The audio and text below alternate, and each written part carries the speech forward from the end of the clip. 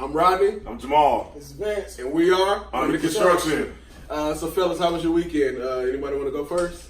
I'll go. It was actually a very underwhelming weekend for me. Why? The reason why is because I got to see Endgame, and I wasn't satisfied with the movie, man. Oh, man. I didn't like it. I liked it. I didn't.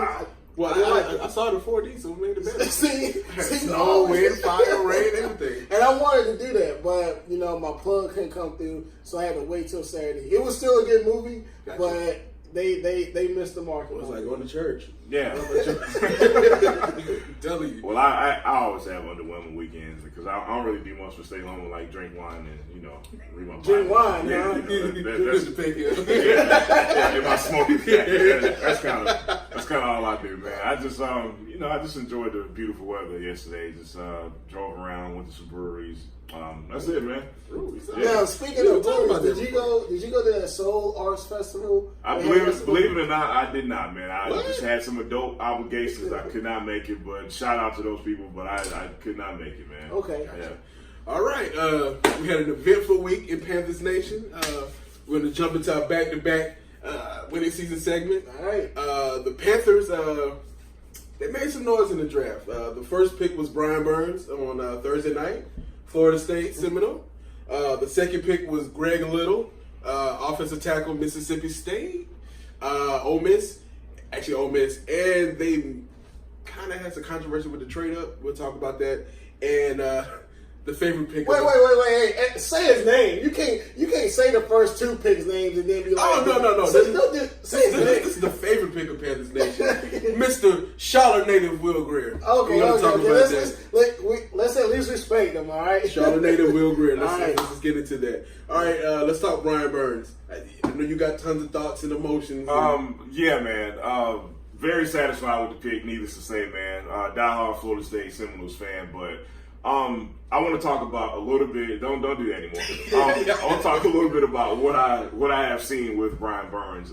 Florida State had a bad year, to say the least. That's probably being nice about it. There were hardly any bright spots on that team, but this guy stuck out like the sore thumb. He was the only bright spot on this Florida State team. There was some school down in South Carolina that beat the brakes off of us, and I'm not going to name the school, and whatever, and beat us pretty bad, and he was literally the only bright spot on that team that had any semblance of a pass rush on whatever you guys quarterback. I think he's pretty good. What's his name again? Trevor Sunshine. Yeah. Anyway, there's a lot of discussion about his size, a lot of the comparisons to Everett Brown, which to me are a little lazy, but I understand. Look, man, this is why NFL players have weight rooms. This is why they have off seasons, and not to mention, this guy's motor and his speed make up for his lack of size. Trust me on this one. I've seen enough of this guy to know this, man. Very satisfied with Brian Burns. I think he's going to be a perfect fit for what the Panthers are going to try to transition to next season. I'm going to do a little bit of foreshadowing because I believe this whole draft was like, okay, we need these guys to implement what we want to do because I don't think this whole draft was BPA, but we'll get into that later. Agreed. Yeah. And for the most part, I co-sign everything Jamal said. I didn't watch too much of him last season because he played for Florida State and they suck right now. So, but Let's rub it in. Keep on, guys. now with the first pick, I really wanted Jonah Williams. But he was off the board by the time the Panthers got the pick, and Farrell was off the board as well. So for them, it's very surprising. We'll talk about that later. So for them to take Little with their pick, I'm very pleased. And I know from a fan perspective, for the most part, we always look at those skill players, the wide receivers, the DBs, and the running backs and all that. But for them to go defensive end, especially on the heels of Julius Peppers retiring with the weak pass rush that we had last season, I give this move an A. I give it an A. Gotcha. Now, for those of you guys that are listening, for those of you guys that are watching, you guys may not know, but Jamal's favorite college football team is the Florida State Seminoles, and his favorite college basketball team is the UConn Huskies. By us drafting this player that we just drafted, I am hoping that this is not a bad omen, that we are taking one of Jamal's favorite players and we're replacing him with another player who plays basketball. So I'm hoping let's hope that's not the I'm case. hoping that's not what we're doing. Can we not right even now. speak that into So if we please? just, Thank you, sir. I would really love it if we had two players from both of the schools that Jamal likes here in Charlotte. I want to try and speak that into existence. Hey, it's a Shabazz Napier for you, right? All right. I wanted him last season. All right, let's jump into the second guy, Greg Little. There was some controversy. We traded up for him. We traded the 77th pick and the 47th to Seattle for the 37th pick. Are you guys comfortable with that, or do you like the pick? Or give me your thoughts. I'm okay with the pick for two reasons. First reason, he's not offensive tackle. Mm-hmm. We need a defense. We need to work on that O-line. So that shows me that Carolina has stayed true to what they needed. They filled another need. Secondly, after he got drafted, apparently his one of his big criticism was that he doesn't play with a chip on his shoulder. He doesn't play with too much anger and aggression. And he definitely made it a point to say that he intends to prove everybody wrong, and that he promised that he is going to keep Cam Newton safe. Mm-hmm. So to make a statement like that, I told myself I definitely want to make it a point to keep up with this kid. And even though we got him in the second round, some scouts actually had him labeled as first-round talent. And the Panthers had him as a first-round grade as well. And yeah. they were debating him versus Burns, too. So yeah. they got both of the guys, essentially. So I think this will be, depending on your perspective of football, I think Little will end up being a very, very good steal. Okay. So I'm not as high on Little as everyone else is, man. This pick felt like Groundhog's Day. And I just said that, Burns was a lazy comparison to Everett Brown, but I'm going to make a lazy comparison myself. Yeah, I can be contradictory sometimes. I don't know where you going. We traded up one time to get another offensive tackle in the second round. Remember this? Some guy, remember his name? Yeah, it was Jeff Voltaw. Same profile, talented, can definitely play, but you question his motor. You question that dog that offensive tackles need. Now, listen, man, not to say that this will be a repeat of Jeff Voltaw, but it is very concerning. And one of the main reasons it is concerning is because the Panthers have said themselves, you get in trouble when you draft for need over best player available. I don't know if Greg Little was the best player available at that pick. Now, if he performs up to that first round profile grade, we're set. Good to go. I will glad to be wrong about the guy. All for it. But if this is Jeff Voltaw 2.0, I don't know what to say, man, but we'll see. I'm offering some perspective. I saw something yesterday online and said that he had the highest offensive tackle grade in the country last year. I mean, the Panthers had him as a first-round grade, a first-round talent. Is it truly a reach if they're evaluating to say this guy's first round? I'm gonna kind of paint a picture for you. You know how the Hornets kind of draft players and they say, well, he's not really good yet, but we kind of see something that nobody else does. That's Greg Little. Everyone who talks about this guy talks about how raw he is. I am not an offensive lineman. I did not play in the NFL. But when it comes to like geeky technique stuff and little details that offensive linemen are supposed to be good at, that's where he struggles at. So, again, man, it is a wait-and-see approach, man. But I am always weary, whether it's the Panthers or the Hornets, when they draft these experiment guys, it almost never goes well. It almost never goes well. But I will have some faith that the brass with the Panthers know what they're doing with this guy. They've done their homework, and they are ready to coach this guy up, because that was the theme with this guy. I heard all week, you got to coach him up. And that stuff I don't like hearing, man. If you're going to pick somebody that high, I don't want to hear coach somebody up when you pick somebody in the 7th round or the 6th round, not the 2nd round. But we'll wait and see, man. So let me ask you guys this. How long do you think it'll take before he solidifies himself as a starter? I think he goes into the season as the slotted starter. Okay. after all I just said, I would agree with that by default because we just don't have that many options and we don't know what Darrell Williams' health is like. So with that being said, by default, he probably will be the starter day one.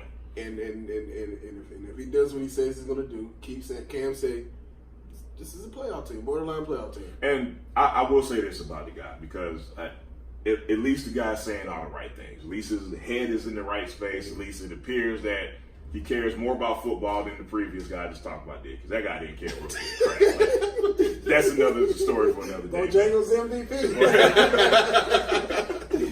Why is he constantly on club flyers all every weekend?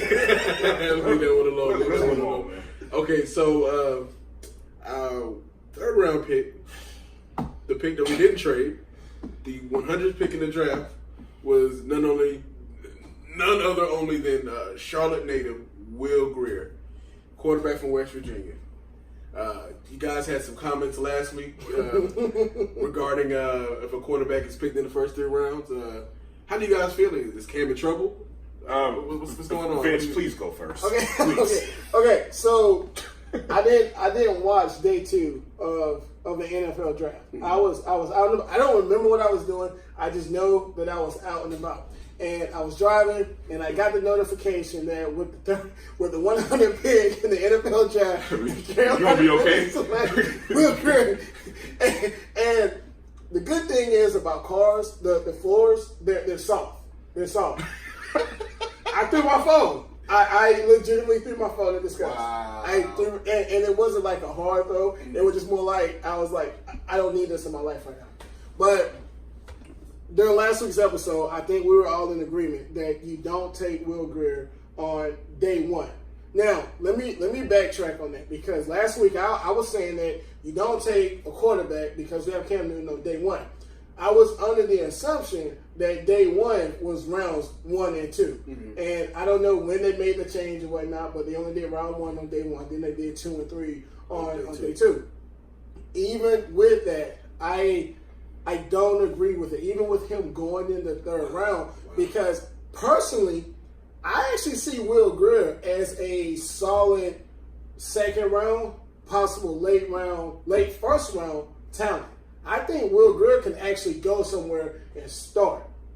And for us to get a starter quality quarterback in the 3rd round with a Cam Newton talent as our starting quarterback right now, unless you plan on developing him over the next 1 or 2 years and using him as trade bait for something bigger, mm-hmm. I think it was a waste of a draft pick. Now, with that being said, you guys remember that I had a lot to say about Skip Bayless a couple weeks ago when he took a shot at Michael Jordan. Skip Bayless tweeted about their draft pick, and let's just say that we're friends now. Okay, we're friends. All is forgiven. Yeah, we're good. We're great. Okay. And for those, hey, I hate to say this, but you agree with Skip. Hey, Skip is wrong a lot. and you know, and if that's the sword that I fall on, I'm willing to take that. Gotcha. But for everyone that's listening, I'm going to read off the tweet that Skip said, and then I'm going to let Jamal take over from there. Okay. So Skip basically said that. Now, first off, he said that Carolina got the steal of the draft with Will Grier, who will be much better than Daniel Jones. I think we can actually we can agree with that. Yeah. And then he said, but then he came back and said, but Cam Newton is only 29. So unless the Panthers think Cam is going to have a more and more injury problems, he said he don't get it. And it was like, Grier's no long-term backup. He's the 2nd best quarterback in the draft. Now, I don't agree with everything that he put in that tweet, but I agree with the overall message that because of the talent that Will Grier is, we shouldn't have drafted him because you basically have a starter quarterback sitting behind your starting quarterback. Gotcha. You know? So now I'll stop there and see what Jamal got to say. So remember I was saying that this whole draft felt like Groundhog's Day? I'm going to take y'all back a few years ago.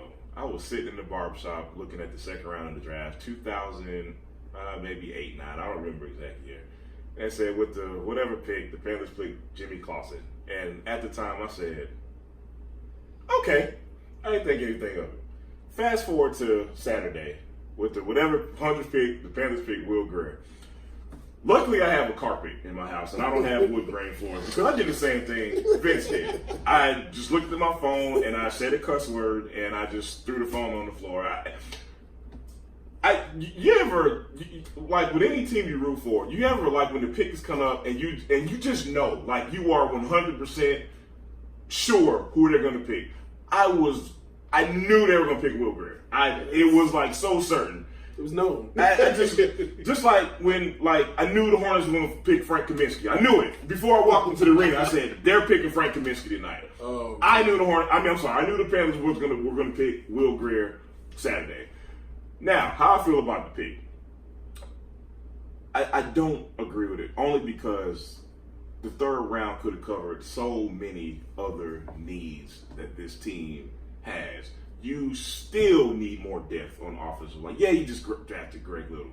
You still need more pass rushers. You still need to basically find a replacement for Thomas Davis, which they got to in the fourth round. Mm-hmm. But again, goes back to that best player available. Was Will Grier the best player available at that pick? And you already have your franchise quarterback in place. Are you that concerned with his shoulder that you pick a quarterback at that pick? There must be some real concern with Cam's shoulder. And let me say this, I don't feel like anybody's going to say this, but I'll say it if nobody else does.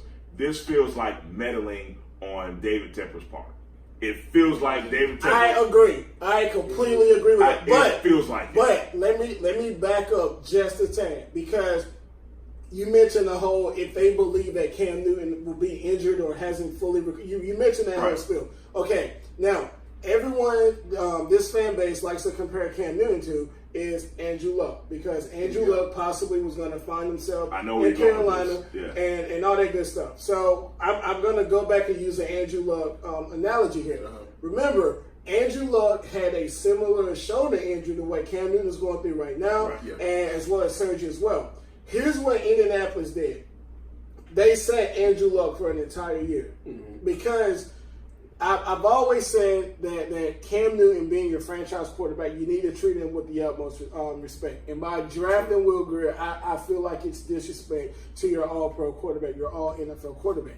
And what Indianapolis did, they did not draft a quarterback that year that Andrew Luck was hurt, that he sat out. They traded for another quarterback, and if you guys remember, they got Jacoby Brissett out of New England. Right. So he comes in, he plays that 1 year, and Andrew Luck comes back the next year.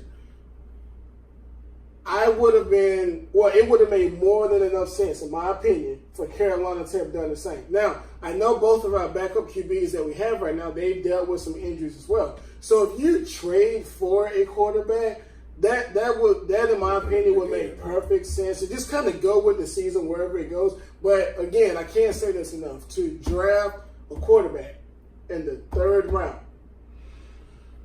I got a question. So, would you guys would have been more comfortable with Grier at the 100th pick if we didn't make that trade with Seattle and gave up the extra third rounder we had? Would you have been more comfortable? Or would have been easier to swallow? I would have accepted a little more if we had an extra third round pick. Gotcha. It would have been a little easier to swallow. But I also want to say this, man. I'm simply just not as high on him as everybody else is, man. He played in the Big 12, and, man, dude, I could pass for 500 yards in the Big 12, man. He played against these scrub defenses all year. His completion percentage. Look, man, that spread offense that they run against these scrub teams, he better his completion percentage better had been 60+%, because anything else is just completely unacceptable. I've seen Will Grier play against some SEC teams, Florida, for example, and he looked like Jimmy Clausen when he first got here. I saw a Will Grier game when he threw 4 interceptions against, God, I can't remember the team, but it was some team who had a legitimate defense. And the knock on Will Grier by NFL experts is you put a little bit of heat on him, he quits. That is a big red flag for me. And this offensive line that has so many question marks, it's just not it's alarming to say the least. Okay. Speaking of confusion, what are your draft surprises this year? Like, what pick by any team made you like, what the hell are they thinking? What team did that for you? Because I have an answer. Let's start with the obvious. How about Daniel Jones? Daniel Jones, Charlotte native, Charlotte Latin. I think there would be a unanimous consensus on the answer to this question. And look, another unanimous consensus is everybody in Charlotte who was a Panthers fan was like, God, thank God, that's not here. Man, Charlotte has not had a lot to celebrate in the last 2 or 3 seasons, sports-wise. But man, when we saw that pick, one of the times I was like, man, you know what? It might be okay. The future might be okay. Now I got a few surprises. I got a few surprises when it comes to draft, but we can stick to Daniel Jones. Okay, me being a Tar Heel fan. I'm a Tar Heel fan, so obviously we play that other shade of blue at some point in the season every year. And the game is called the Battle for Victory Bell. I think we've lost our last 2 versus them. But even with that being said, at no point in the last 2 or 3 years did I know the name of their quarterback. So when I was watching the draft, and mind you, the draft didn't start until like 8:30. Okay, yeah. And that's another thing. The draft started at 8, but the first pick wasn't even in until 8:23. So let's do a little bit better on that next time, NFL. But I was multitasking. I was on my computer. I was doing something, and when Goodell came up there and he said with the 4th pick in the 2019 NFL, I stopped and I was same. Who? I just looked at the team. Was like, who? And like, is it a real? Like, is this a real pick? Like, I thought it was like did the 4th round come on Thursdays now? Like, I didn't get it. Hey, when the Raiders picked Cleveland Farrell That was before. I was like, Clemson, congrats, but that's a reach. John Gruden. Here's the deal. That was a reach, but that was an acceptable reach in my opinion. I'm gonna tell you why it's not.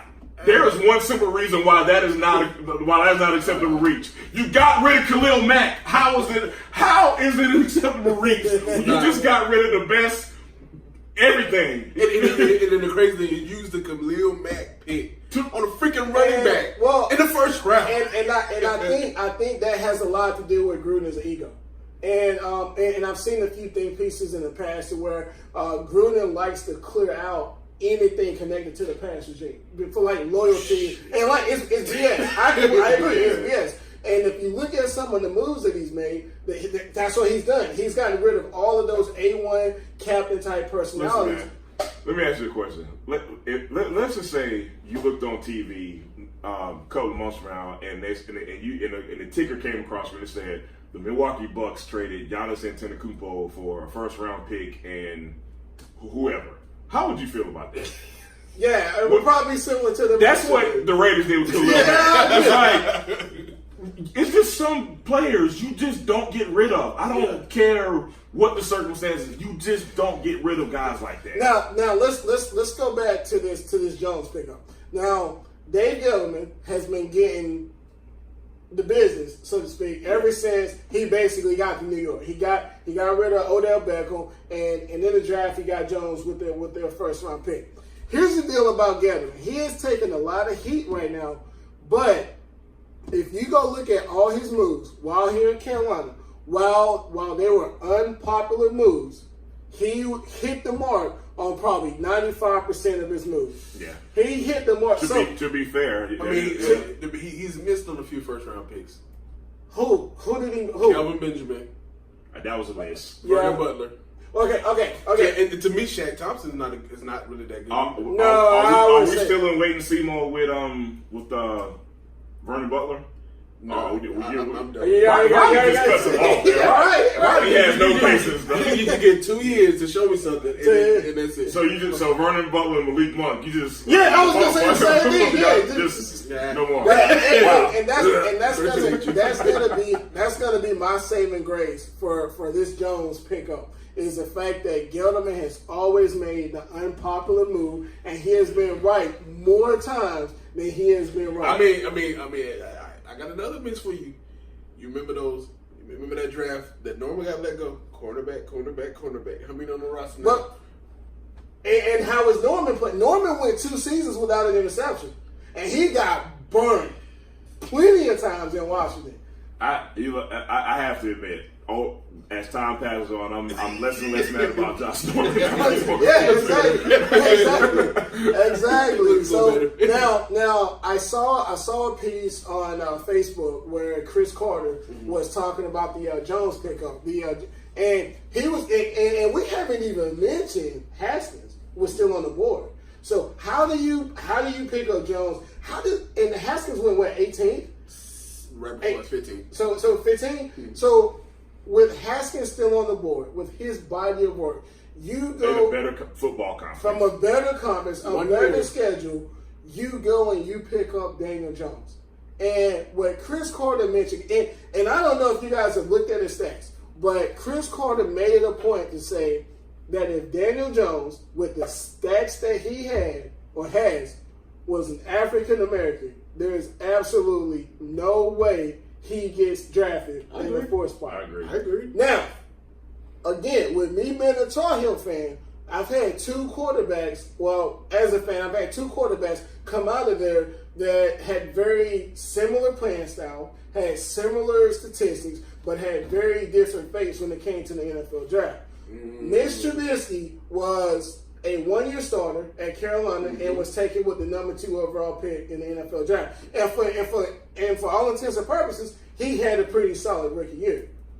The quarterback before him, Marquise Williams, Charlotte native, was a 2-year starter and I think he went undrafted. Either he went undrafted or he went like in the 6th or 7th round. And he got picked up by, I want to say he's playing for Baltimore or Green Bay, but he's like playing Canadian football now. Mm-hmm. And the last time I seen anything from Marquise Williams, he was on Twitter challenging somebody to a fight or something. That was like 2 years ago. But I bring up Marquise Williams because if you go look at Marquise Williams' stats at North Carolina, and if you go look at Daniel Jones' stats at that other shade of blue, they are very, very, very similar. He said shades of blue like they're like two rival Crip gangs. You said it like it's far-fetched.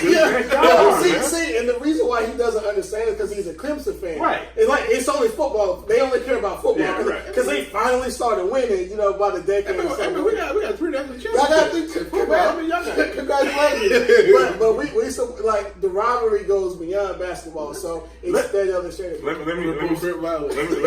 me say one more thing about Daniel Jones because he doesn't deserve as much time. But I gotta say one more thing. I'm looking at Dwayne Haskins' stats, man, and I'm just like, what in the world? Gettleman is either really stubborn or he's a genius. Yeah. Because statistically, by conference, he does not compare to Dwayne Haskins one single iota. No. Dwayne Haskins 70% pass percentage. What's the stats here? 4,831 total yards. Look, before we move on, I got one more. Daniel Jones had 52 touchdowns at Duke. Haskins last year, 50 throwing touchdowns. In 1 year. All right, so wait. Now, my bad for cutting you off, but I know we were on our surprises, and I wanted to go. I said like 2 more surprises. So my other surprise, you know what? Yeah, I'm gonna do it now. All right, my other surprise goes out to the Arizona Cardinals because when was the Super Bowl? When was that? Last Super Bowl? Yeah, when was the Super Bowl? 2009? No. This year's Super Bowl. Like, what was the date? February. Do y'all remember the date? February 4th, I believe. All right, let's go with February 4th for sake of conversation. When that Super Bowl ended on February 4th, the Arizona Cardinals were officially on the clock. Right. When the NFL draft started at 8 o'clock Eastern, there is absolutely no reason for that pick to be coming in at 8:23. And I tweeted about it. Like, why? What are you thinking about during these 23 minutes that you've not thought about for the last 2 months? Why did it take you the entire clock to bring that pick in? Might be TV fault too, man. No, and I get it. There's build up and there's commercials and there's all that good stuff. But when your pick is officially on the clock, there is a clock in that left screen, that bottom left corner, that is they use that entire 5 minutes. That the first 3 draft picks in the NFL draft should never use that entire. I think that's the NFL. Yeah, I think it's the NFL and their arrogance. Well, the NFL don't care about your sleep pattern. You're going to stay up. You're going to watch. We're the NFL. We can do whatever we want to. Yeah. But my last surprise, and this really isn't a surprise, it's just a low-key shout-out. I just wanted to shout out all of the women that were in Nashville, Tennessee, who got their bachelorette parties ruined because there were 3 million people in Nashville for a once-a-year event, and you didn't bother to check to see what was. And I don't know if your husbands or your soon-to-be husbands and boyfriends chose not to tell you, or if they didn't know, like, because when you go to bachelorette parties, like the groom doesn't come, like they're doing their own thing. Yeah. So obviously they weren't in the know because you're out there by yourself. So I just thought that was funny that they decided to highlight all those bachelorette parties that got ruined because it was because it was 3 million people there for this other small event, you know. So hopefully y'all got better times ahead. Speaking of better times ahead, Josh Rosen was traded to the Miami Dolphins for a 2nd and 3rd round pick. I don't remember. I don't care about that team. But Panthers legend and hothead Steve Smith had some not so nice words to say about Mr. Rosen. Were they fair or foul, out of bounds, in bounds? How do you guys feel about Smith's comments? No, you got to go first, Jamal. The floor is yours, Jamal. Look, man. Josh Rosen came into the draft. The night he got drafted, he came into this draft with a lot of bravado. I'm better than all the quarterbacks that are going to be drafted in this draft. He said it. He said it out of his mouth. It's on film. Steve Smith was 100% right. This little snot-nosed rookie who has done nothing in the NFL. Josh Rosen has done nothing in the NFL. He is not entitled to anything in this league. Steve Smith was 1,000% right. How dare this dude come into the demand that the job is in when he hadn't even proven that he's worth it? No, man, Steve Smith was 100% right. I don't understand. Look, I'm this animated because we had a conversation off camera where they might not agree with me. So this is why I wanted to go last. I just want to give y'all this background. I just do not understand how anybody cannot agree with Steve Smith, man. This dude comes across as a selfish, entitled, snot-nosed kid. Do y'all know how many quarterback jobs there are in the NFL? There's not many. There are people coming for your job every single day. The Carolina Panthers just drafted Will Grier. You think Will Grier is going to sit back and not want to compete for Cam Newton's job? And Cam Newton is the MVP of the league in 2015. What entitles this dude to have a job already? Man, I'm so fired up about this because I felt like I was Steve Smith when he was ranting about Josh Rosen. Because I'm like, you're right, man. What has Josh Rosen ever done? What has he done in the league? Nothing. Okay, so Steve Smith, his biggest frustration was that Josh Rosen unfollowed the Arizona Cardinals on Instagram and Twitter. That's why he was upset. So we'll just kind of use that as a reference point. Well, let me spit out a few things that happened during the rookie year of Drew Rosen. You had a rookie head coach in Steve Wilks, a first-time ever head coach in Steve Wilks.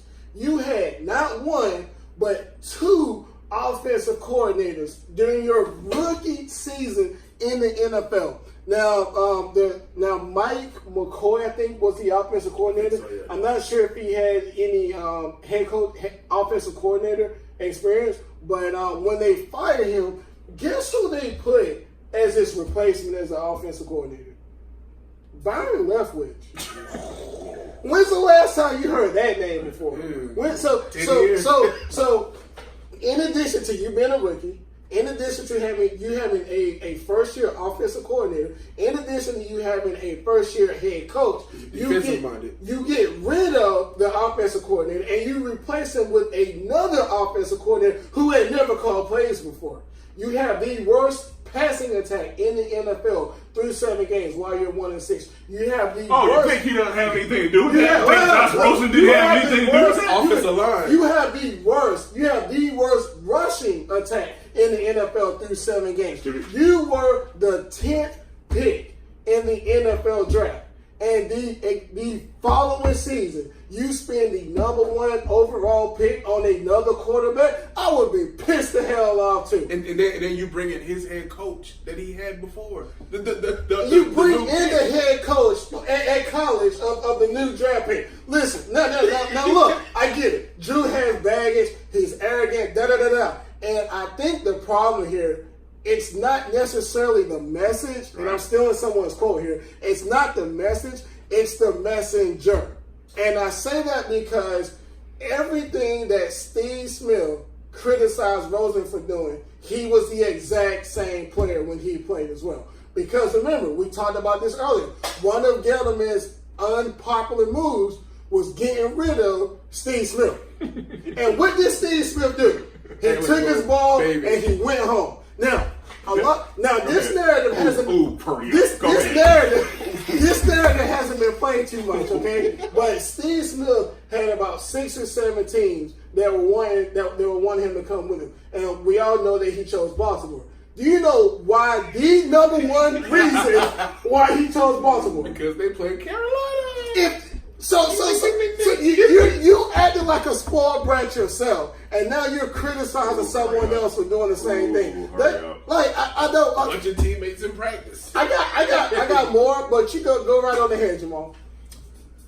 Who's the best Carolina Panther of all time? Cam Newton. Who is the best Carolina Panther of all time? Stop right now. Both of y'all should stop it right now. Peppers. That is the difference. How dare you? Luke Kuechly, Hall of Famer right now. Stop it.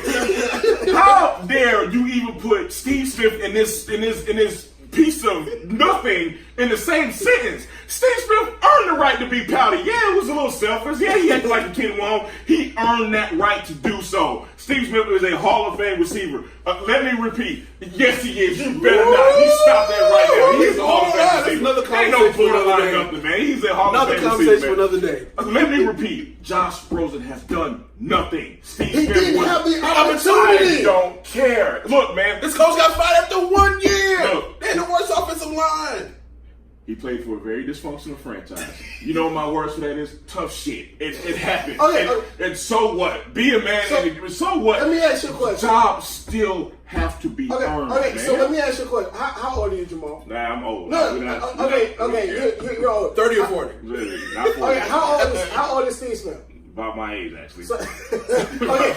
So with this younger generation, we always criticize them for their social media antics and all that good stuff.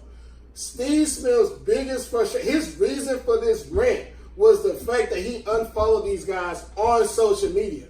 And that was another frustration of mine. Like, you're mad at this kid because he unfollowed them on Instagram. Mind you, he got traded the very next day. But let's focus on the fact that he unfollowed these guys. And then another thing in my beef is the kid never complained in public, never requested a trade in public. And also, he came to every event. He was off everything. That goes to my question I want to ask. I don't know this, but could there have been some background information that Steve Smith knew that we did not know? No, he was just trying to get a viral moment. I don't know. I think it was just more so he was just trying to get a soundbite. Because if you look at Steve Smith, like every time we hear about Steve Smith since he's retired, it's because he's flaring up on camera at some point. He legitimately. But at some point, we just watched Ryan Clark's reaction to what he said to Antonio Brown on Twitter. Like, at some point, you got to grow. And I love Steve Smith. I hope we can have you on the show one day. But at some point, you have to grow up. And speaking of maturity, after they chose their number 1 overall pick, after you got drafted as number 10 pick the year prior, after he got traded to Miami, Rosen actually went on one of his social media accounts and he posted a video saying, "Thank you to the Cardinals fans for the support. Thank you to the organization." And then he congratulated Murray for being the number 1 overall pick and wished them all the luck. So can we not talk about that level of maturity? Yeah, man. Look, man. I wish like Kerry Colbert would have did the same thing. I would have just loved to have seen what I would have said. Like, again, we're talking about a guy who hasn't done anything, man. Man, you are a player in the NFL that has over 500 players, man. You are not owed anything. We have seen time and time again some I'm talking about legends get thrown out on their butt after their time's up. Thomas Davis. The list goes on and on and on, man. I think the main point Smitty was trying to make is that no one is entitled anything, and I just believe that Smitty thought that this kid was coming across as. But how can Steve Smith push that narrative that no one is entitled to anything when he acted like a fifth grader after he got beat by Carolina? That's where me and you disagree, because he's earned the right to do so. But so why did he get waived? I'm sorry? Why did he get waived from Carolina? He was too old. No, it wasn't. I'm sorry. Well, the narrative was it needed to be Cam's locker room. Well, he agreed to that. He actually acknowledged that in a documentary like a couple of years later. He acknowledged that him and Cam Newton butted heads. Mm-hmm. So you just gotta grow up, man. You just gotta grow up. Like, he has earned the right to punch people in the mouth and break their jaws. There's no excuse for that. He has earned the right to celebrate and spin the football on a after getting an 11-yard pass when it's 4-15 and we're down 3 scores in the fourth quarter. He has earned the right to do all that stuff. But at some point, perspective has to kick in, and I think with him being one of the all-time greats in Carolina history, one of the greats in the NFL, I think at some point your maturity has to take over, and that message needs to be delivered a lot differently. All right, we'll leave it right, there. we agree to disagree. I hope Josh Rosen. I hope he throws for 4,000 yards. Hey, positivity. The way this kid is coming across. Yeah, all right, old man. We're going to jump into the Hornet segment. We're going to be pretty brief. It's the 10th pick. I have a question. Pete Welly just left for the job with the New York Giants. Ed Pittenger left. Chris Kroger mysteriously got cut. What's up with all these departures with the Hornets? Like, what do you read on it? What's your read on it? Honestly, I'm taking it more so as the time was just up, and it was time to move on. Now, the narrative can be made that Mitch is in town. He brought in his crew and all that good stuff, and they're cleaning out house from the old regime. But with Pete Welly moving on, I really think that's just more so a progression in his career, because with what it is that he does, being what is it, like media coordinator, stuff like that, public affairs, and all, things like that. Yeah, branding and whatnot. Those people don't stay in those positions for too long, and he's been there for 10 years, for a decade. Also, he grew up a Giants fan. So for him, when the New York Giants came calling, it's kind of like when old boy left Tennessee and took the USC job, college football. Can't remember his name right now. Was it Kiffin? Yeah, Kiffin. Yeah, so it was one of those things like, oh man, I've always been a Giants fan, and this come up, so let me take it. And I see it nothing more than a progression of his career. Gotcha. Yeah, and I just see them all as just coincidences, because the Chris Kroger thing definitely doesn't sound anything related to why LA or anybody else left. Yeah. And I don't really have much to really differ from that. The only thing I can really say to that is that as far as like marketing stuff with this franchise, it's the one thing that you don't worry about with this franchise. It's the one thing that this franchise has an A+ on. Like, you never worry about their community involvement, their interaction with their fans, their in-game presentation. That's the kind of stuff you just don't ever worry about. I'm positive Fred Whitfield and Michael will get it right for the next guy. And just to echo what Vince said, man, I just think it was just like a perfect opportunity for Koele and nothing more, because it was just natural progression. The Kroger thing, we'll just who knows? Yeah, we'll never know. So yeah. All right. Quickly, let's bow our heads in prayer for the Memphis Grizzlies. They recently that was great. That was great. They recently hired Rich Cho. Could it be like a Hurney 2.0 situation? What are you guys thinking? I'm going to say something that might shock y'all. You know how the narrative is that, well, maybe it's true. I don't know if I'm going to call it a narrative, but like players leave this franchise and they like where the hell was this at when you were here?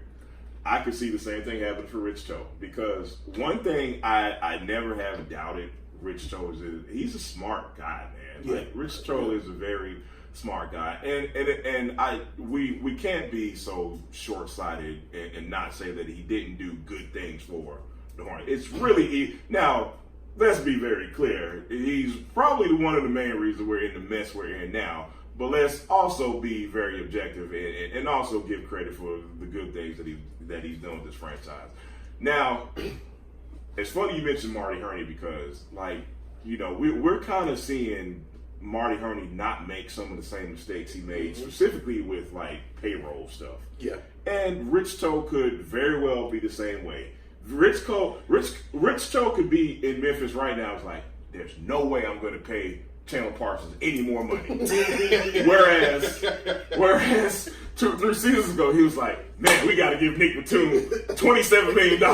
So who's to say that he did not learn from past mistakes, man? And I'm not going to, we've crapped on Rich Cho enough. I'm going to take it easy today. I wish him all the luck, just not against us, but for Memphis's fans' sake, I hope they get a different guy than what we had here. I pretty much co-sign everything Jamal just said. Steve Clifford left very embattled. Mm-hmm. And with the team that was predicted to win only 27 games, he found himself playing basketball when Charlotte was sitting on the couch or going fishing, however you want to put that. And I think what happened with Steve Clifford, he took a lot of those losses here in Charlotte and he took lessons from them.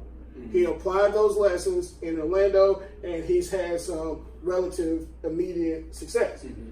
And to echo what Jamal said, I hope the same thing happens with Rich Cho. Now, I've never understood how you can get hired for a job in professional sports to do the same thing you just got fired for. But the retreads, man. Some people, it's not like Rod Higgins. Well, So, but I'm hoping that he takes some of the lessons learned here in Charlotte, he applies it to Memphis, and I think he will be better going forward. But I never follow his food blog, but I'm going to go look for it now, because he's in probably one of the top 3 cities in the country known for their barbecue, and I'm interested to see what he puts on that food blog now. So I don't know, but I don't have too much to say. I wish him the best, and even getting back to the food blog, I hope he doesn't spend too much time on it, because until Memphis becomes somewhat of a winning organization, if he is constantly putting out blogs, they're going to use that as fuel against him. So, but I really don't have anything to say. Good luck, much success, except for when you play the Hornets, and we'll see what happens. Right. And one person we didn't talk about, Stephanie Rady. I'll just say, Miss Rady. We all miss you very much. Okay. So you're just gonna give a shout out. We're gonna talk about it. Okay. We can talk about it. I mean, I'll she deserves. Some discussion. Yeah. I just think it was the same thing with Gwilly. Like, it was like a shut up, Ronnie, because I know where you're going. But to me, it was a foregone conclusion that she was not going to stay with this organization long term, because she was just too talented. Yeah. She's a national talent. It just is what it is, man. Her knowledge is out the roof. Look, man, I actually wanted her to coach the Bobcats at one point. I am not making this up. I wanted her to coach this team at some point. I just think things kind of went awry when it was 3 of them in the booth. It was her, Eric, and Dale in the booth. And I think you don't get rid of Dale. Stop that, man. Maybe you do. But and I Yeah, I don't know this for sure, man, but I just think her transition back to the sideline was probably not something that she saw in her future. And now she is just like killing it for Turner Sports and Turner Network, man, and she deserves every bit of it. They got a real superstar. And I'll go a different direction. I think she didn't mind being here, and I don't think she would have had a problem staying here for the foreseeable future. But Fox Sports Southeast don't treat their employees too great. And if you, depending on how closely you follow the Hornets, as well as Stephanie, you can see that they had some flare-ups. And there was one, I think somebody actually started a hashtag at one point, don't sideline Stephanie Brady.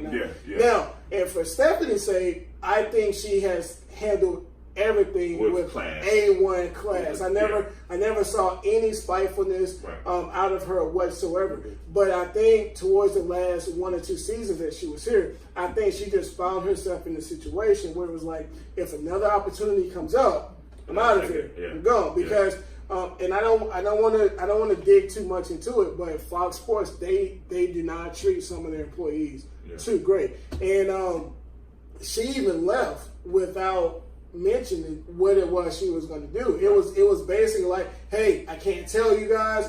You're just going to wake up one day, you're going to see me doing my thing. Right. And I'm watching the playoffs one day. I can't remember which game it was. And boom, there she is on the sideline. I'm like, oh, hey, Stephanie, congratulations. So, just like with Rich, just like with Pete, congratulations, good luck. And that's pretty much it. Always got love in Hornets Nation. Always. All right. Yeah.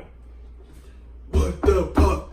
What the fuck? We're going to talk about the Hurricanes. This is our new segment. Go Canes. We're doing this hockey thing. We're going to talk about them. They got a first round series win against the Capitals. They're the new cardiac cats in town. Yeah. Not quite. And now they're playing the New York Islanders. Yeah, they got the first game win. What do you guys think? Well, let me throw out an interesting stat. You got hockey stats?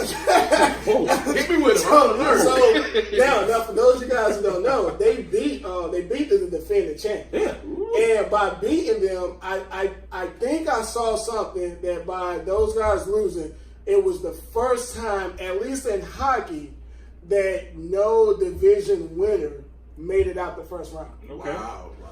Now before we go back Hurricane talk, how do you guys think about that stat in regards to the 4 major sports? Is that a good thing or not? Because it's a great thing. I think it's a great thing, man, because it speaks to parity, which the NBA definitely doesn't have. So if all the division winners in the NBA lost in the first round, you guys would have no criticism. No, not. I mean, now don't get it twisted. The ratings will plummet because the NBA is built on fans who watch stars and who watch the hot teams. You know what I mean? But look, man, just not to sound condescending, but as a real NBA fan, I would love to see something different. We spoke to how we're enjoying this playoffs without LeBron James because we can actually watch basketball without being inundated by Lakers LeBron James talk. So no, I think it's a great thing. Okay, and it gives other fan bases actual hope. Right. I can go to this series because we have a chance. You got a chance. Okay. Yep. Okay. Well, getting back to the Hurricanes talk, I don't have much to say, but I haven't watched them. The one playoff game that I watched, they lost. So I'm choosing not to watch it anymore because I want to watch today. It's safe, man. I can watch. Watch today. Well, now, are they do they have home court advantage? No. Okay, and that's it's home ice. Home ice. Well, see, we still learning, y'all. We still learning. So, and that's why I can watch because with them stealing game 1, they stole home ice advantage. Yeah. So even if they lose today, it's not that hard because all they got to do is defend home ice. Right. Now, let me say this, man. I probably have not watched a hockey game since the last time the Hurricanes have been good. I forgot what night it was because I watched Game 6 and I watched a lot of Game 7. I fell asleep on Game 7 because I couldn't hang there. Watch life. But let me tell you this, man. I was glued to the TV. I could not stop watching, man. And I want to speak to more so just the action on the ice. You know what I mean? Like, it's one thing because it's a Carolina team. Lord knows North Carolina needs something to go right professionally, sports-wise.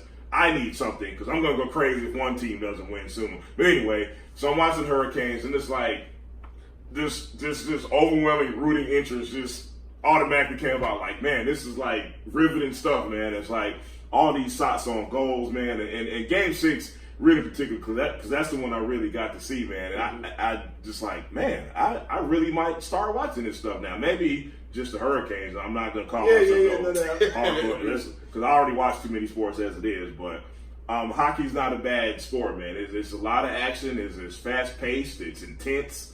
The fans are really into it, man. And I had a good time watching, man. All right, so a narrative I've been seeing is that the Hurricanes are Raleigh's team. And why are we interested? How do you feel about that? Me personally, it says Carolina. I'm interested. How do you guys feel? Well, the people of Raleigh need to understand that people in Charlotte are struggling right now. We need something. Look, our brothers and sisters in Raleigh, extend your hands. Let us be a part of this, man. You can come to our city and have some fun. Well, sometimes. We got nice trapping paints. And I get it, man. That Raleigh community who has probably been very diehard. No, they haven't. Maybe they haven't. Well, look, if that's the case, then screw them. Like, you're gonna hop on the bandwagon too. If you're gonna be on the bandwagon, let us hop on too. Like, so. I mean, I kind of empathize with them because it's just like it's like being a Hornets fan. The Hornets haven't been good since basketball came back here. It came back to Charlotte. We've been going to the games. And when we made the playoffs a couple years ago versus Miami, there were people who you would have to drug them to get them to go to the game. Yeah. But remember, we went to a watch party. Right. We went to a Game 7 watch party, and we couldn't even get seats. Yep. We were going to watch parties the entire season. Completely free. Where we were the only 9 to 10 people there. Only people there. But then during the playoffs, everybody, like, it was completely packed. We couldn't get food, all that good stuff. And we felt some type of way about it. Yeah, true. So for that reason, I empathize with those Raleigh fans. But on the flip side of it, Carolina Hurricanes. Yeah. It's not the Raleigh Hurricanes. It's not the Raleigh Hurricanes. It's the Carolina. So welcome, brothers. Like, right. No. Hey, cousin. We had the cookout now. All right, now we're going to jump into our culture segment, and I'm going to introduce one of our brothers, Brother Kaiser, Sir Tyrone Court extraordinaire. This is the guy that handles a lot of our stuff. What's up? We're going to have a discussion about the Charlotte hip hop scene. And we're going to get thoughts and opinions. So, recently we had a rapper who signed a major deal, is actually selling out shows, named The Baby. And what you guys thoughts on the young man?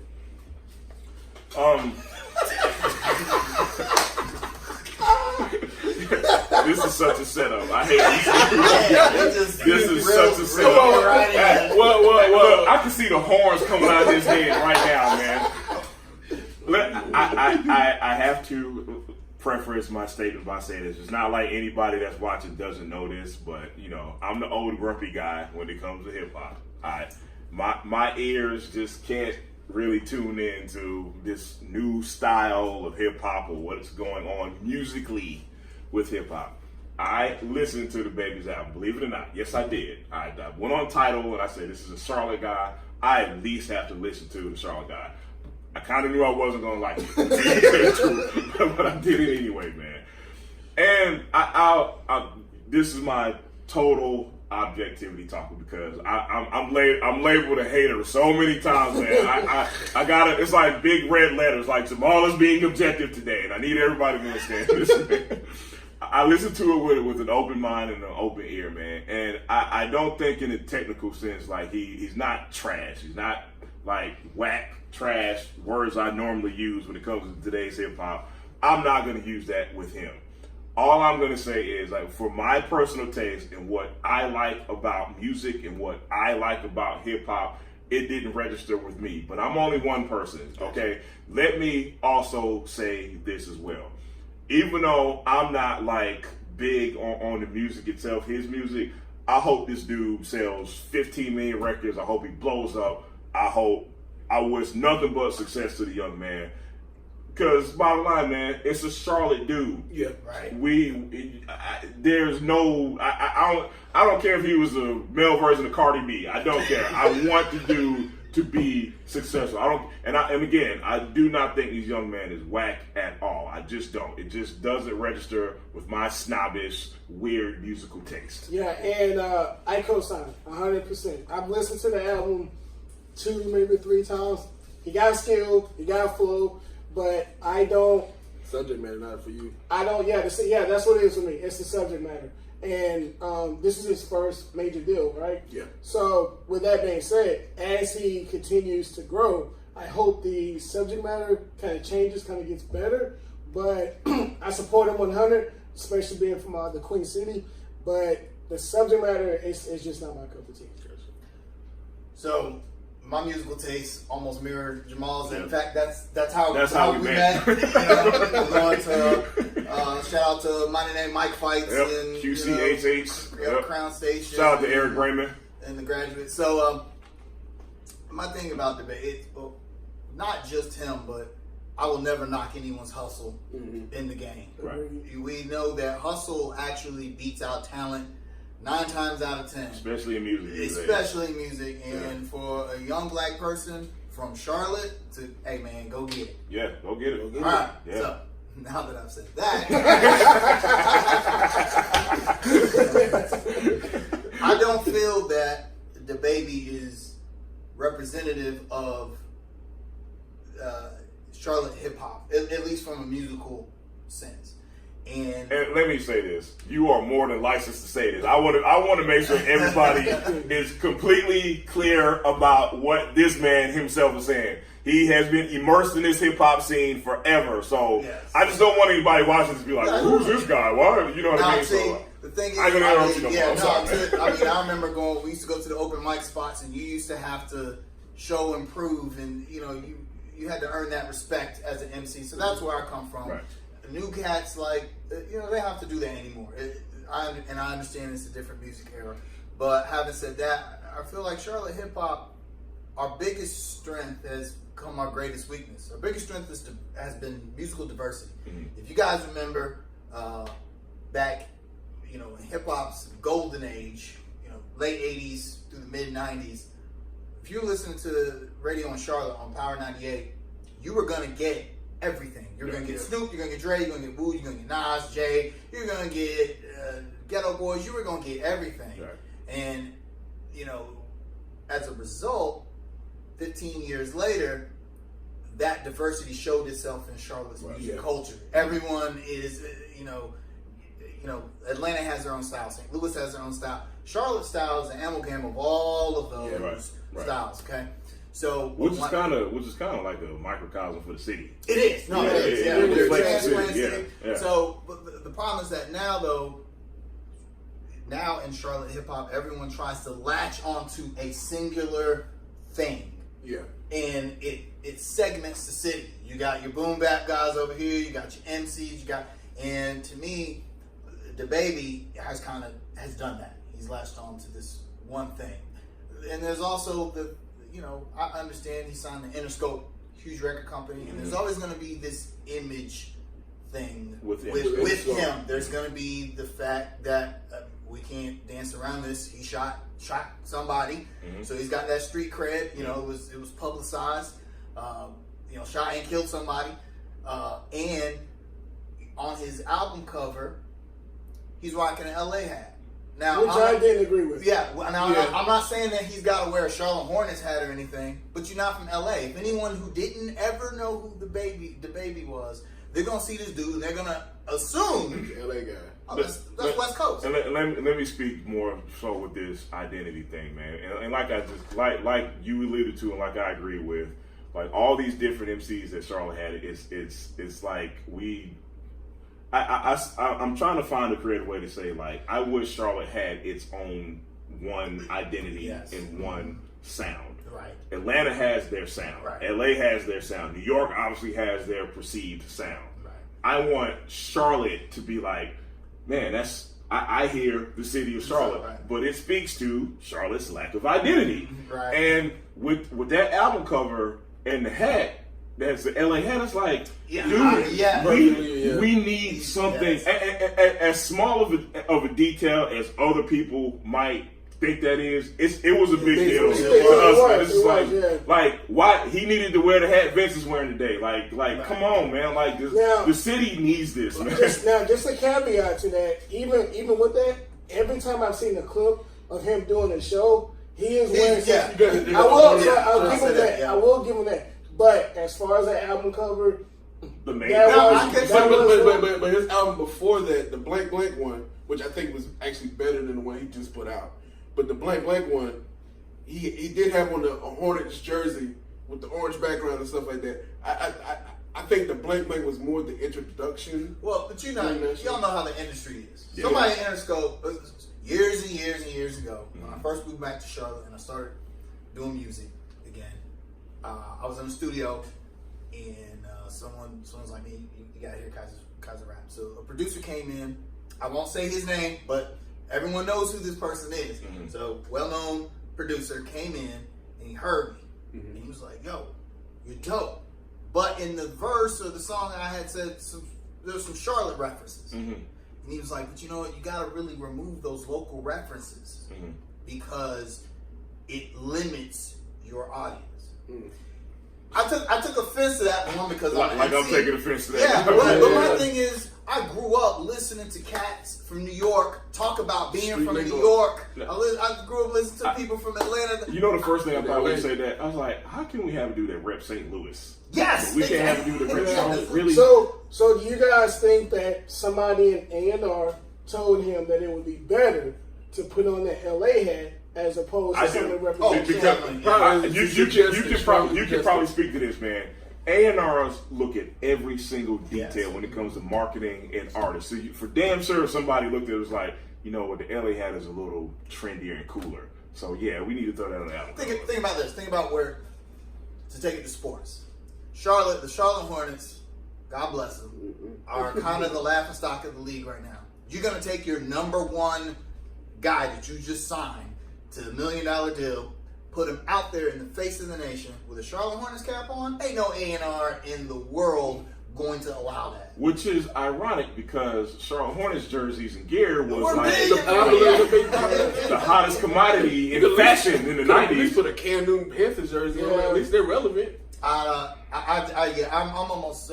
I don't know what kind of relationship the baby has. You know, young guys like. Cause me, I'm not gonna compromise on that. I'm gonna be like, okay, if I can't rock a Charlotte joint, I'm not rocking anything. I'm certainly not rocking an LA hat. Yeah. But you know, I mean, this is his first major label release. If they say, hey man, why don't you rock an LA hat? I'm gonna rock it. Yeah. Because he's thinking about where he's coming from and where he's trying to get. But so. to the bigger discussion, that is a major problem with Charlotte hip hop culture. Yeah. People don't, you guys don't understand. Charlotte is the land of retired rappers. Yeah. I could literally just start naming dudes. Yeah. It's rappers that y'all used to love that come over here to the studio over there and just hang out. So It's a list of them. They hear a lot. so They hear a the lot. culture is here, Right. but for some reason it can't get the recognition. Sadat X was here. Yes, he was Yeah, here. I mean, so they. To me, it's just like people don't have, like you said, it's the image thing. Like people are like, okay, Charlotte, North Carolina. What are they known for? It's that Mid-Atlantic, East Coast, Southern. Because if you go to Raleigh, Durham, it's a little more conscious, a little more lyrical. And in Charlotte, they like Charlotte the same way. Charlotte's a whole different type of place. It's a melting pot, man. It is. Yeah.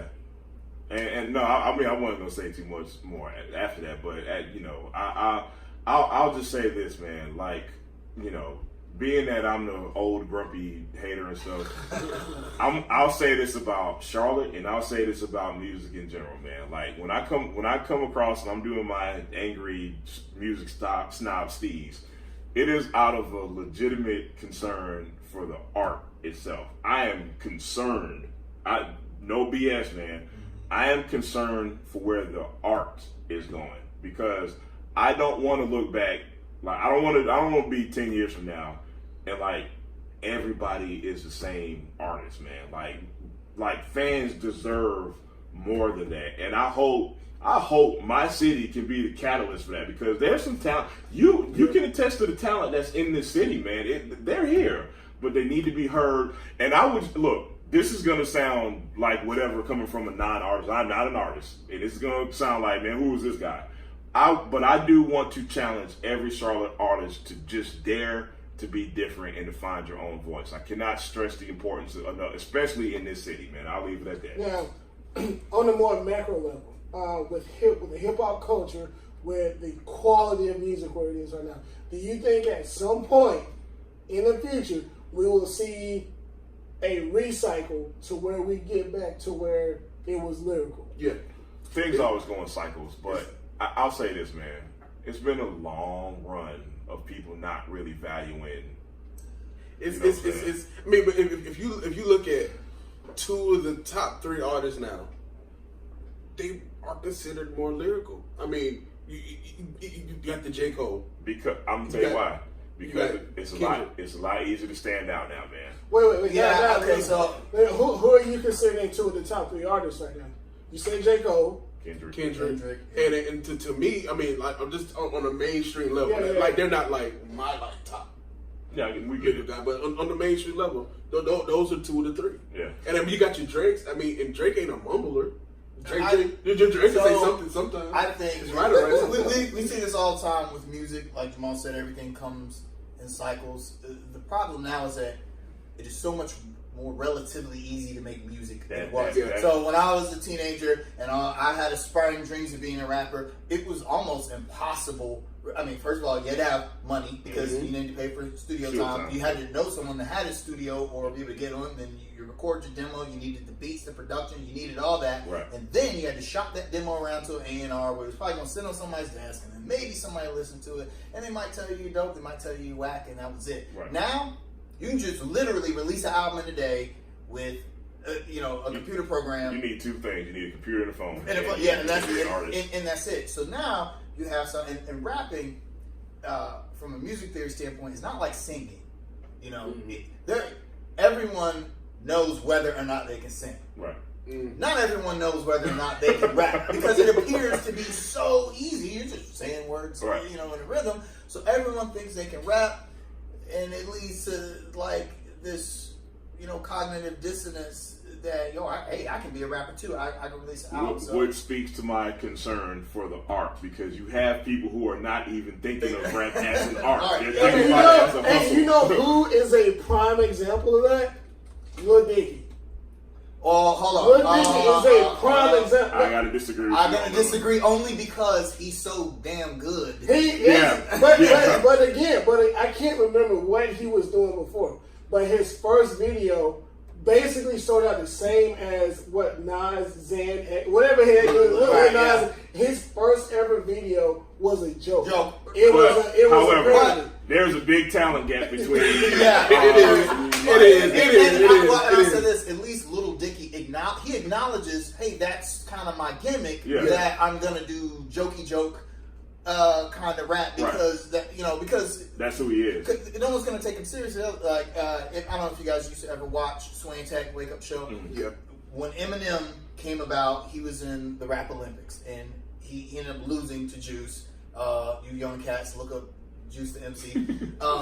But he lost to Juice, and Sway Tech had everybody come into the studio the next day and just start freestyle. Right. So when Eminem comes up, at this time he was only 18 or 19 years old, he starts spitting them battle raps, that he was spitting. And nobody was feeling that. Right. They're like, this is my kids. So he started doing the jokey raps. Met a retarded kid named Greg with him. They loved that. Mm-hmm. So he was like, okay, I'm going to grab that. Ironically, and his label, Interscope Records.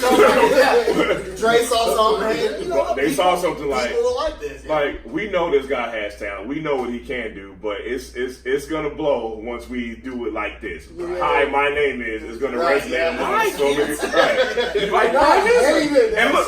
You might have hated it. I hated it. You might have hated that song, but damn sure paid attention to it. Like because it was something you didn't see before. It was like, man, Redman. Nah. Redman was joking kind of, but not to completely sidetrack the topic. M is always a point of contention in hip hop because he's so talented, but he's polarizing.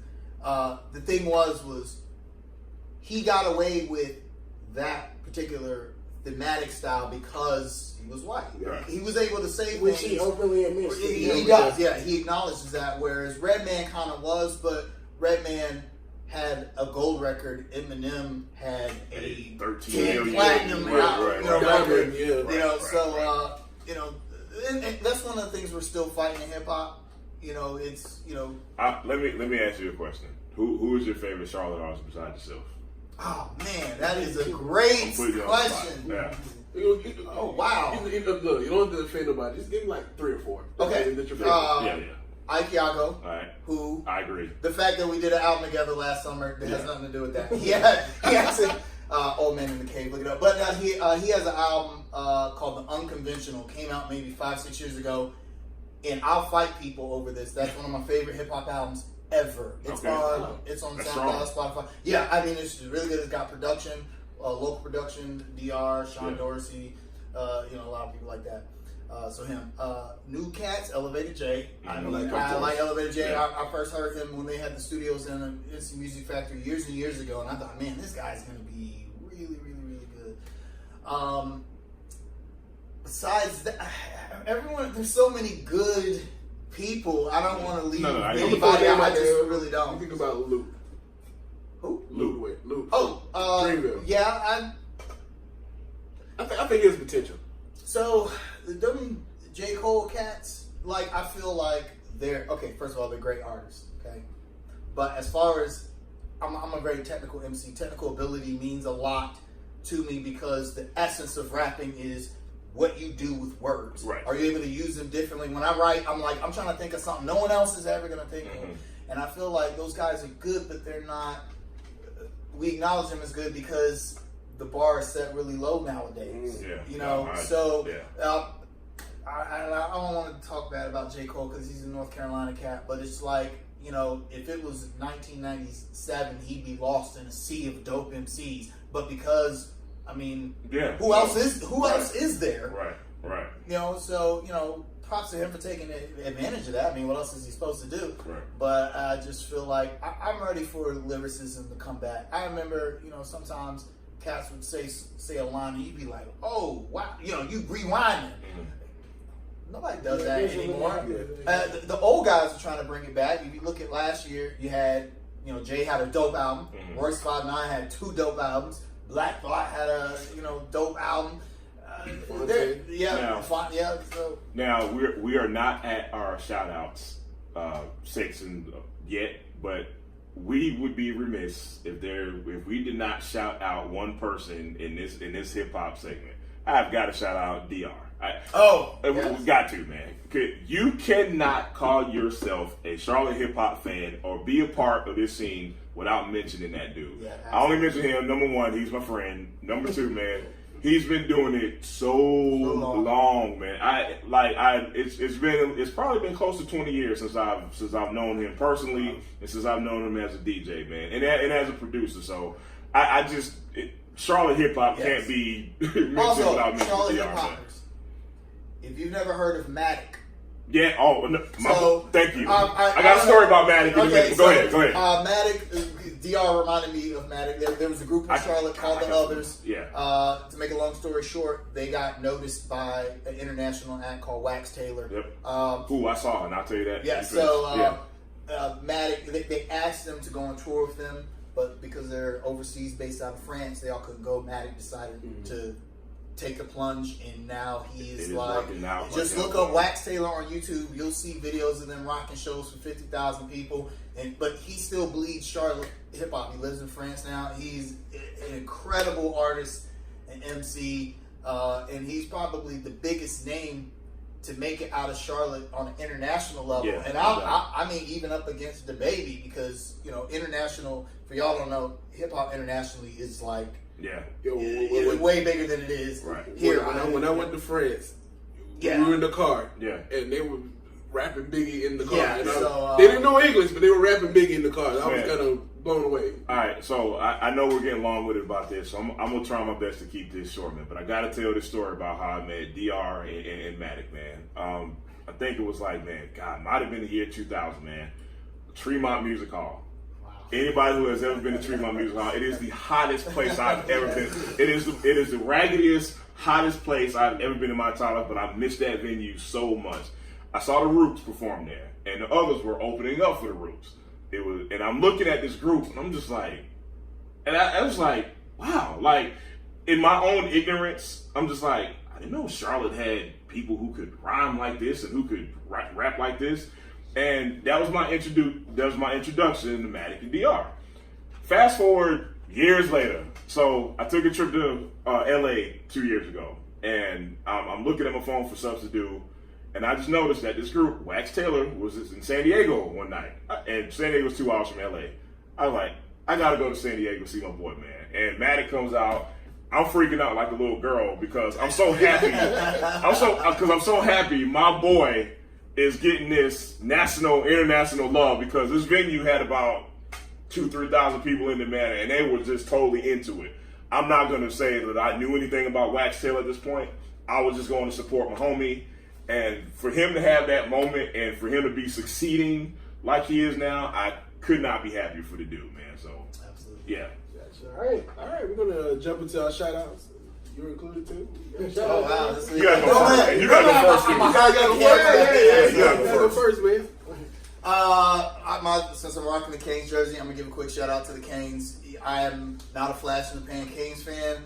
Yeah, he's actually the one Canes fan. The real one. Been the game since they moved from Hartford. Although I'm from Charlotte, I did live in Minnesota for a year. I went to high school there, and in Minnesota, hockey is what you do. There's no Friday night football. There's Friday night hockey. So I just became a fan, and I happened to be the same year the Whalers moved to Raleigh. So I've been a Canes fan ever since. So shout out to them doing their thing. I think more people would like hockey if they would just give it a chance. And I know with black people, it is not a black sport. It's not easily accessible sport. It's very expensive to get into.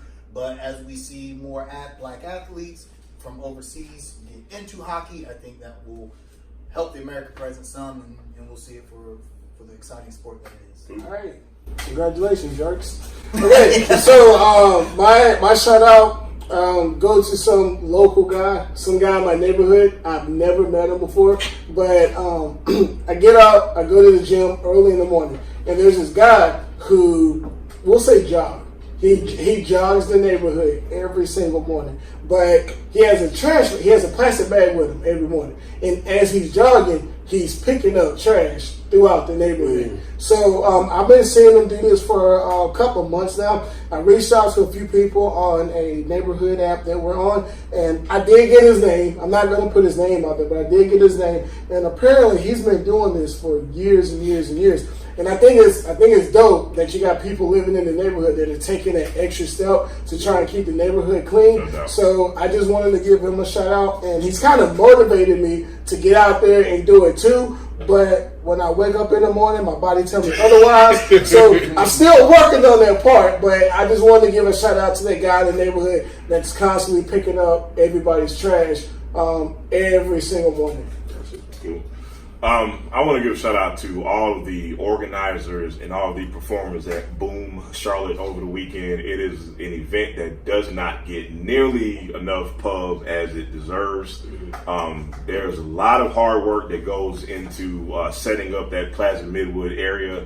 I would challenge Boom Charlotte to include more hip hop artists like Kaiser, like a lot of members from QCHH. Otherwise, again, just want to give you a shout out, and I hope it gets bigger and bigger every year because it's a dope event that needs more publicity. So shout out to Boom Charlotte. All right, my shout out, I'm going to give a shout out to my late grandmother, Cynthia Jared O. Richardson.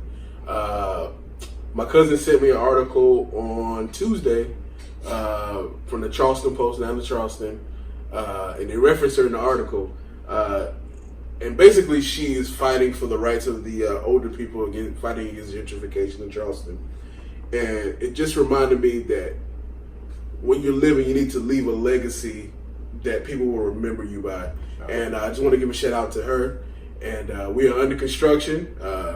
Hope you guys have a wonderful week. God bless. No spoilers. No spoilers. All right.